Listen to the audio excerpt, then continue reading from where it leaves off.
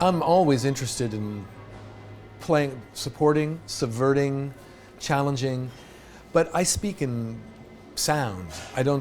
My skill isn't speaking in dialogue. Right. My skill isn't speaking in writing. I'm definitely not a very good photographer. That's just not what I do. Mm-hmm. So I have a lot of opinions about what makes a good film and what makes a good narrative and what makes a good drama, but that's not the way I need to direct. If I'm directing, it's because I put a piece of music together and I'm telling musicians what I need them to do. Right. I'm creating parameters that my musicians have to perform for me, and I'm being a director in that sense. And the director of the film is looking for me to be a strong voice. The director wants confidence in my opinion and in my conviction about, trust this will work in your film. But I have no need to go out and make a movie myself. No. You've done stuff, you have this career, you have the band, you toured the world and everything. What if something came along and you said, well, I'm not getting paid or anything, I'm just, I have to do it. I mean, do you still have that mindset, or? Absolutely. I mean, there are jobs I take for the money. Sure. But mostly they're worth it. Yeah. Because I work mostly in independent film. I'm not doing Anchorman 3. Would you? Probably not. Why not? Probably not, because I don't think I would want to answer to that many voices. Okay. Because it's that level of film. I mean, that's a really great question. The challenge would be wonderful. If somebody said, hi, it's a Spider-Man 5. Mm-hmm. Do you want to score that film? It would be great to try, but scoring Spider-Man film now, 5, doesn't mean the same thing in 2013 as it might have meant in 1980. The nature of the Hollywood production system is so thick with many voices who have opinions, mm-hmm. and the budgets are so high that, unless you have a lot of power as a composer, unless you're, say, John Williams or Howard Shore, where no one can challenge you, it would be a very difficult system to stand against. You would have to answer to not just the director, but studio executives. And how come this doesn't sound like... So absolutely I would say yes, but it's not what I'm looking for. Right. And what I'm looking for is more independent thinking, so it's a documentary, independent narrative, and I say yes to artists all the time. People that are doing small projects, that don't have a lot of money but are finding themselves. That is what interests me the most. That's why I moved to New York in the first place, to work in art, or kind of line. I don't want to do art that nobody sees. I still want to do things that reach people, but I don't need it to reach 300 million people. Right. If it does, that's great, but that is not my goal. So I'm still finding myself working with small independent artists all the time. And a good example is why I'm here at Berlinale is Sure. This filmmaker, Lily Baldwin, who is exploring moving from dance to choreography to film and choreography and to narrative. I mean, she is an artist and an experimental filmmaker, but still telling a narrative, and there's no money in those, right? That's not right now. There's not. It's just good for my imagination. Right. It's good for my skill, and it's just great to contribute to that. I mean, I believe in a big, good earth, that we all live in, and we all should do something meaningful. Right. Because I'm kind of a bricklayer. Mm-hmm. I'm kind of a construction worker, as I see myself. And to me, being an artist is a little bit old-fashioned. It's like being a member of a guild. Okay. Where you go to work every day, and you when you leave, you've built something. And that's really important to me as I live my life. I want to build things that can be left behind and maybe bring good to people. And do you ever leave your work? I mean, because... Yeah, sometimes. No. Not really. No. Yeah, I'm thinking about it all the time. Right. Yeah, for a long time it's been that way. Yeah, that's the thing about being an independent artist. You're always... Yeah, you go to dinner with friends. You go out, you go to the movies. Sure. You finish a project, maybe you sleep for 3 days. But There's no go to work at 8 and off at 4 o'clock. No. But that works for some people. I think it's just me that I'm not like that. But Stravinsky did. All right. He got up in the morning and went to work, and then he stopped. And I have friends that are very successful film composers, and they're very strict about their time. I just don't.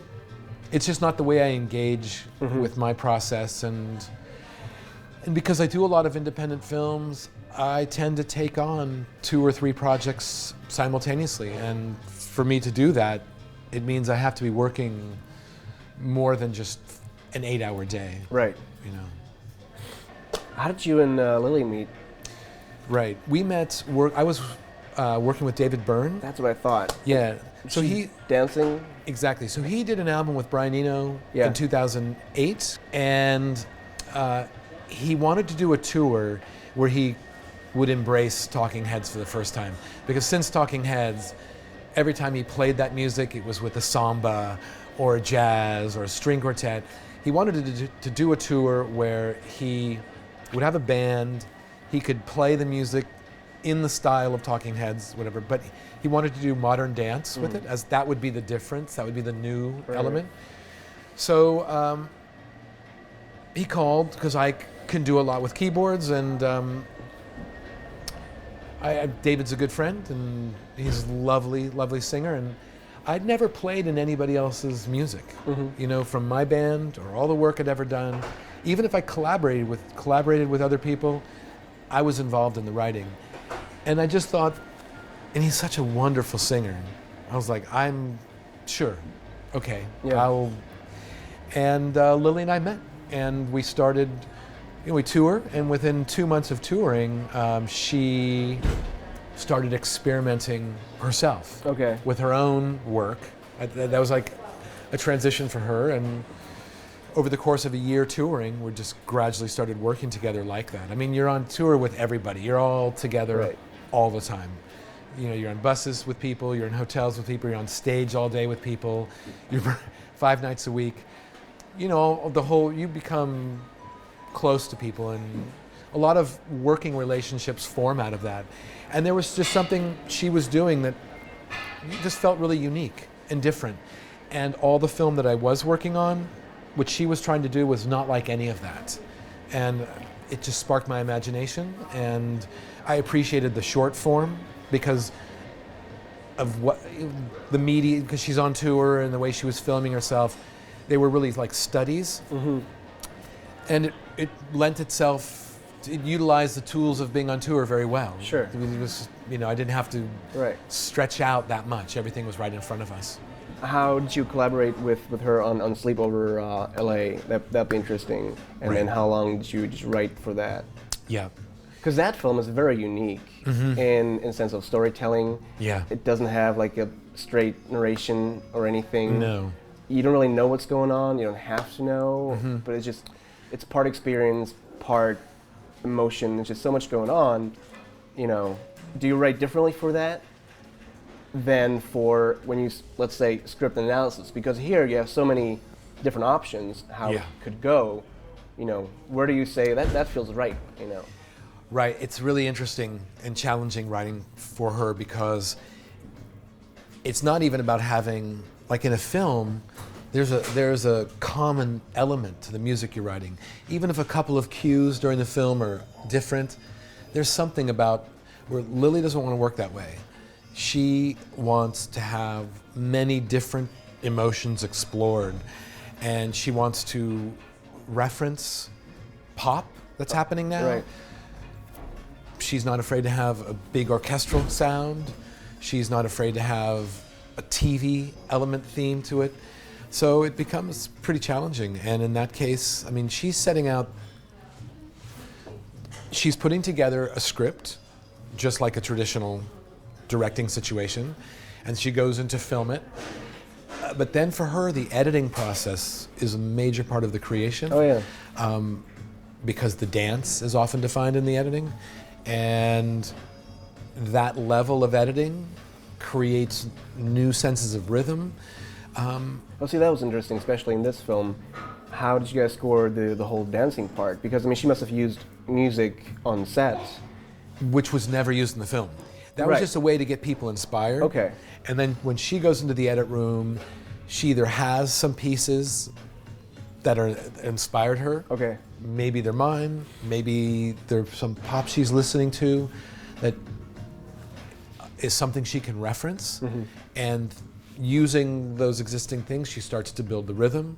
And then as I see that evolve, then I start responding to that. Okay. And so unlike a traditional film where I would like the final cut, no, the way her process work is very much a dialogue, back and forth. And her editing is always driving the dialogue, of our dialogue, but she's looking for an interesting response. If she has an interesting piece of music that I've done, she'll start to edit. But then she would like me to see that edit and evolve the music accordingly, you know, and so it makes it really unique. I mean, it makes it for music that you wouldn't really write any other way. Right. Tends to be very rhythmic because it is dance Sure. often, and not everything in a film score is rhythmic. So that would be one characteristic of the music I'm writing for her, is rhythm, and that doesn't mean drums, but rhythm is a big part of it. But the style, like in that Sleepover, there's kind of a TV theme. There's sort of this pop reference using these friends of the band called Room 8, and they're in Los Angeles, and really love this one song of theirs, so we took an element of that and remixed it. Okay. And with these saxophones, so it's like very early 80s kind of pop feel to it, to this urn dance at the end, which is almost like a spaghetti western, the big distorted vocal with, you know, this chugging kind of strings and pizzicato, which makes you feel like, you know, just something big, and it has a big score feel, you know. And then there's moments which are very synthy electronic driven. So it's really satisfying actually, because it's not. She would prefer you push the limit all the time. Come up with something interesting, do something surprising, push the limit. Don't you surprise me. You know, Right. she's really open to that, and she has great ear and great sense of what works for her. So, you know, if she says no, it has meaning. It's not on a whim. Right. You know, if she says no, she's hearing something, and man, when she says yes, it's like great. Just great instinct about Right. what is dramatically going to serve what she's trying to do. Well, speaking of pushing the limit, I mean, you did work with Werner Herzog, who is, you know, Yeah, a really great director. Yeah. And he pushes the limit all the time. yeah. Where did you see yourself when, you know, when he approached you? You know, where did you see yourself? I mean, were you just strictly thinking, let's support the narrative here? Because I'm sure if you got like a final cut, and because he is very particular about the narration and everything, and, Exactly. you know, where did you come in, or let's say, did you approach that project differently, you know, than let's say Lily's project, you know? Right. But because both are pushing the limits, but in a different way. Yeah, you know, I always work as hard as I can. Okay. I always try to produce the absolute best music I Sure. can. But when Werner Herzog says, write me some music, you know, it has a weight. And I know what that means. Someone like him, I have heroes of antiquity and classical Right. and Renaissance and modern philosophy that I equate him with. And it's, you know, Werner's a legitimate intellectual and, you know, an incredible storyteller. All he had to say was, Mark, there's this piece of yours, I find it very interesting. It would be nice if you would score my film. Which was that? He had heard a piece I'd written for a Czech film. I'm sorry, which Czech film? This is called All That Glitters. It's a director, Thomas Kuderno, and it was a piece that I'd put together using lots of found sounds and instruments, and so it sounded like it was very musical, but still was built out of, the piece was built out of metal and breaks and very, I mean, you hear this kind of music. It was not a particularly unique approach, but the way I did it was very personal. Okay. And he just thought it was an interesting atmosphere. And it ended up only being used in one small part of the film. But that was enough for him to say, let's, because I know the editor who works with him, Joe Beanie. And Joe called and said, Werner heard this one piece. Werner thinks it would be nice if you scored his new film. And that's all I needed to know, is that Werner wanted me to score. And I've seen all of his movies. Right. And I knew the story. It was about death row, Texas. And so immediately, I didn't even need to see picture for Werner's. Werner's film was an exception. I did not need to see picture because I had such a clear idea in my mind of what Werner means to me. Okay. So we have Texas. So I had cowboy, not country, but what is cowboy? Like having a guitar, but a lone, quiet guitar, not like busy cowboy country guitar. Right. And then people are dying, so there's a religious element. But Werner, knows Renaissance music and Gesualdo and early 14th century Renaissance composers. Werner knows that music very well, and so do I. So I wanted to bring a real sense of 14th, 15th century composition. I wanted the music to sound like maybe it was written in the 15th century, but with a cowboy element. And then because it takes place inside of a prison, which is metal and bars and concrete and chains, and so I recorded some of this and used that as percussion a little bit and processed some of that sound for extra orchestration. And I just started writing pieces, and the editor knew immediately what to do with it. Werner was great. And So wait, there was no final cut yet, or? No, it all happened, and it happened so fast. I was hired in May.